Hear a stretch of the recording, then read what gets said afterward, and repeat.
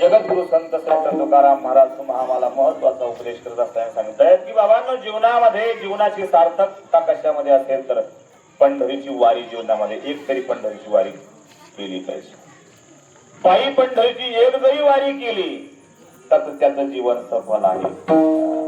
विठ्ठलाची एक देखल्या देवाचं दर्शन होणं हे जीवनाची सार्थकता आहे. आणि जीवनामध्ये पंढरीची वारी होत नसेल, देवाचं दर्शन होत नसेल तर मला वाटतं त्याचं जीवन निरर्थक आहे. आपण आल्यानो संसारा जारी पंढरपुरा दिनाचा सोयरा पांडुरंग वाट पाहिली उभा भेटीची किंवा उदंड पाहिले उदंड ऐकले उदंड वर्णिले क्षेत्र महिमे आयशी चंद्रभागा ऐशी भीमातीर आईचा विठेवर देव कोठे असा देव.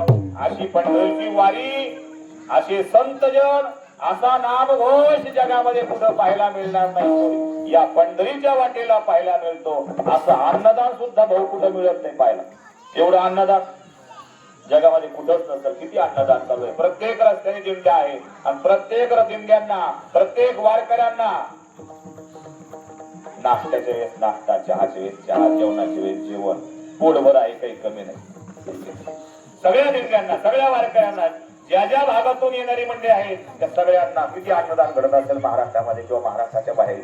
भरपूर अन्नदान. आता तर लंडनहून दिंडी आली, किती लांबून दिंडी आली. म्हणजे आपल्या या पंढरीचा महिमा, या पंढरीचा महिमा साता समुद्राच्या पार त्या ठिकाणी गेलेला आहे. आणि म्हणून असा देव जगाच्या पाठीवर कुठंच नाही. पंढरपूर सारखा देव आपण आता नाही फिरलो असेल.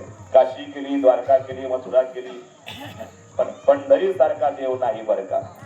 असा देव कुठं पाहायला मिळणार नाही. चरणाचं दर्शन आहे. इतर देव लांबून दर्शन घ्या, पुढे जा.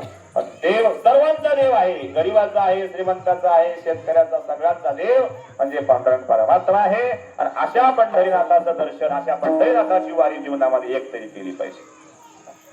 एक का असं म्हणतात, एक केली पुढच्या वर्षी नाही यायचं. तर एकदा वारीला आला तर तू घरी राहतच नाही. भाऊ उलटा आधी 2 महिने माणसं फोन करतात, कधी आहे महाराज, वारी कधी आहे, आहे म्हणून सांग थोडं थांबा. म्हणजे हे पंढरीचं वारच वेगळं आहे. महाराज म्हणतात पंढरीचे भूत मोठे आल्या गेल्या.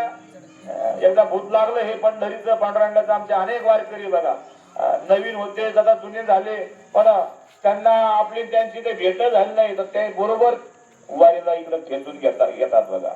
माहिती नसतं तरी ते बरोबर त्यांना, कारण की वारीच अशी कोणाला काही सांगायची गरज नाही. सगळे मंडळी या वारीमध्ये सहभागी होतात. इथं कुठला भेद नाही. लहान मोठा, गरीब श्रीमंत कुठलाही भेद नाही. सगळे फक्त वारकरी, सगळे माऊलींचे लेकर आहेत, एका कुटुंबातले आहोत.